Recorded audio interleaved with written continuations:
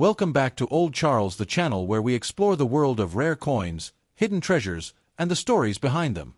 Today, we're diving deep into the history, value, and collecting journey of the United Kingdom Two Shillings coin from 1966. If you've ever wondered how much this coin is worth, what makes it special, and how condition can change its price, then you're in the right place. Let's get started. The 2 shilling coin, also known as a florin, has an interesting background in British coinage. Originally introduced in 1849 under Queen Victoria, the florin was Britain's first step toward decimalisation. At 2 shillings, it was worth 1/10 of a pound, making it easier to calculate compared to the traditional pounds, shillings, and pence system. In 1966, the coin was struck during the reign of Queen Elizabeth II. The obverse features a young portrait of the Queen designed by Mary Gillick, the same portrait used on all UK coins from 1953 to 1970. The reverse carries the Tudor rose design surrounded by thistles, shamrocks, and leeks, symbols of the United Kingdom. Around the edge, the inscription reads, FID Def 2 Shillings 1966, short for Fidei Defensor, meaning Defender of the Faith. Now, let's talk about what this coin is made of. Earlier 2 shilling coins, up to 1946, were struck in silver. But the 1966 version is made of cupronickel, which is 75% copper and 25% nickel. This means that unlike the older silver florins, its value doesn't come from precious metal content but rather from its collectability. In terms of mintage, millions of these coins were produced in 1966. It was one of the last years before the big changeover to decimal coinage in 1971, when the 2 shilling coin was officially replaced by the decimal 10 pence piece. However, the coin continued to circulate for decades, meaning many still exist today. So, how much is a 1966 UK 2 shillings coin worth today? Well, the answer depends heavily on condition. In well-circulated condition, this coin is generally worth between £0.50 to £1, which is slightly above face value for collectors who enjoy completing date sets in better preserved condition, such as very fine to extremely fine. Values can rise to £2 to £4 in uncirculated or mint condition, especially if the coin has full original luster and no wear. Collectors may pay between £8 and £15. Rare cases of proof-like or brilliant uncirculated coins, often kept in special sets, may fetch £20 or more. Collectors pay close attention to the condition of the coin. When we say condition, we're referring to details like wear on the Queen's portrait ***. Is the hair detail sharp or flattened? Clarity of the Tudor rose and national emblems *** on the reverse. Overall shine and luster ***. Does it still have that fresh from the mint sparkle? Toning or discoloration ***. Some collectors enjoy natural toning, while others prefer bright, clean surfaces. Because so many of these coins were minted and circulated, finding one in used condition is very common. But locating a high-grade, uncirculated example is much rarer, and that's where the real value lies. The 1966 2 shillings coin is more than just old money. It's a snapshot of British history just a few years before decimalisation. While it may not make you instantly rich, it's a fun and affordable piece for new collectors, and in pristine condition, it can be surprisingly valuable. So, check your coin collections, your parents' or grandparents' jars of change. You might just find one of these classic florins hiding inside. To appreciate the 1966 United Kingdom 2 shillings coin, we need to take a journey through British monetary history. This coin, known as the florin, is more than just a piece of change. It represents over a century of experimentation, tradition, and transition in the British monetary system. Let's begin at the very start. The florin was first introduced in 1849, during the reign of Queen Victoria. At that time, Britain used the old system of pounds, shillings, and pence. There were 20 shillings in a pound, and each shilling was made up of 12 pence. This made the pound worth 240 pence in total, a system that might sound confusing today but was the backbone of British commerce for centuries. The florin, valued at 2 shillings, was created as an experiment. Why? Because it represented 1/10 of a pound. Many people in the mid-19th century believed Britain should move to a decimal system like some other countries had already started doing.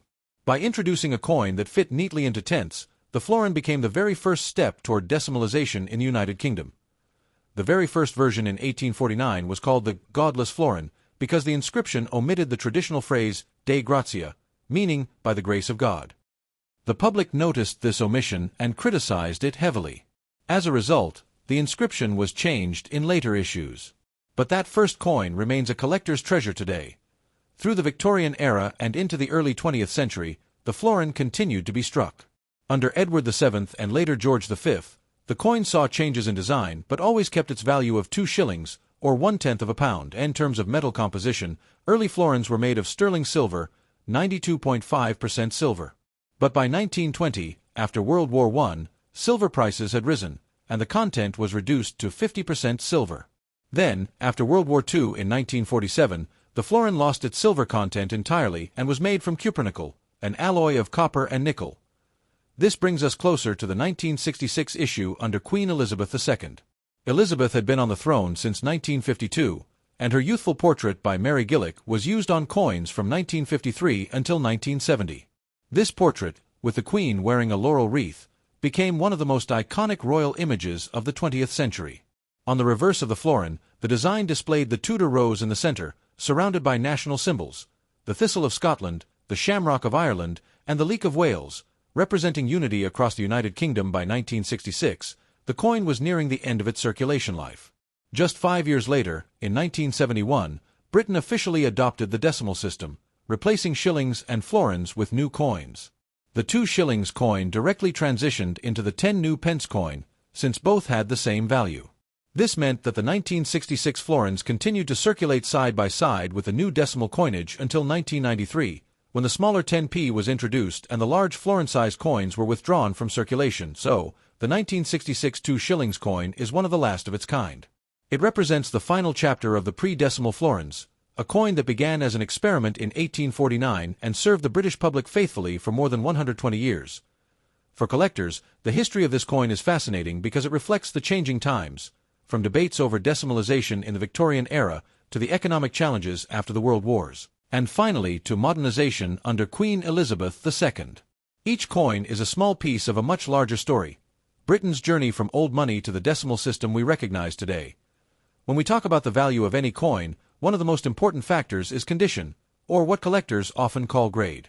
The same 1966 2 shillings coin that might be worth just pennies in worn condition can be worth many times more if it is crisp and well preserved. Let's break this down step by step. Collectors use a grading scale that runs from heavily worn coins all the way to flawless, mint condition examples. The most common categories are a coin that has been so heavily circulated that many details are worn away. On a 1966 florin, the Queen's portrait would look very flat, and the Tudor rose on the reverse would lose much of its detail. Coins in this state usually carry only sentimental value and are worth little to collectors. Here, the main features of the coin are still visible, but you'll notice smoothing on high points like the Queen's hair and the rose petals. Most 1966 florins you find in old jars or inherited collections fall into this range. Value is usually around face value or a little above. In this grade, the coin has circulated but still retains strong detail. The Queen's portrait shows clear hairlines, and the reverse designs are sharp with only light wear. These are more desirable to collectors who want affordable but attractive coins. Now we're moving into the higher grades.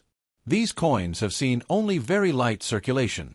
Small signs of handling may be visible, but the designs remain crisp, and some original luster, that shiny surface from the mint, is still present. Coins like this are noticeably more valuable. This grade means the coin looks nearly new. Only the tiniest signs of wear, usually on the highest points, can be spotted. For the 1966 2 shillings, that would mean the Queen's cheekbones and hair or the very tips of the rose petals. These are the real treasures. A coin that never entered circulation, kept safely since the day it was minted. It shows full original shine, sharp details, and no wear. Collectors pay the highest premiums for coins in this grade. When evaluating condition, experts and collectors check several key areas of the coin. The obverse, front ***, look at Queen Elizabeth II's hair detail. In lower grades, the hair above her ear and crown flattens quickly. In higher grades, every strand of hair remains sharp. The reverse, back ***, the Tudor rose in the center should have clear petals. The surrounding shamrock, thistle, and leek should also stand out strongly. In worn coins, these flatten into the background. The fields, flat areas ***, collectors check for scratches, nicks, and contact marks. A clean, smooth field with original luster is a sign of a higher grade coin. Edges and rims ***, chips, dents, or heavy wear around the edges can lower the grade. Sharp rims and intact lettering are highly desirable. Now, you might wonder, why does condition make such a difference if it's the same coin? The answer is supply and demand. Millions of 1966 florins were struck, and most entered circulation. Today, finding an old worn example is easy, but finding one that looks brand new, like it just came from the Royal Mint, is much harder. That rarity and high grade is what drives up value. Circulated coins ** from 1966 usually sell for around 50 pence to £1, because so many exist. Extremely fine examples ** might be worth £3 to £5. Brilliant uncirculated coins **, especially those kept in sets, can fetch £10 to £20 or more, depending on demand. If a coin has special toning, such as rainbow colors from natural oxidation, some collectors will even pay extra, considering it a unique piece. One thing collectors agree on: never clean a coin. Polishing or scrubbing a 1966 florin to make it shiny may damage the surface and drastically reduce its value. Collectors prefer natural aging, even if the coin looks dull. Original luster and untouched surfaces are always better. For many hobbyists, the fun lies in the challenge: finding a 1966 2 shillings coin that has survived in the best condition possible. Because the coin is cupronickel, it doesn't tarnish like silver, but it does pick up scratches and wear easily. That's why brilliant examples are so sought after today. So, when it comes to the 1966 2 shillings coin, condition is everything. From well-worn pocket change that tells a story of everyday life in 1960s Britain, to sparkling mint specimens that look untouched by time, each grade reveals a different chapter of this coin's journey. And for collectors, that journey is what makes this coin so rewarding to study and own.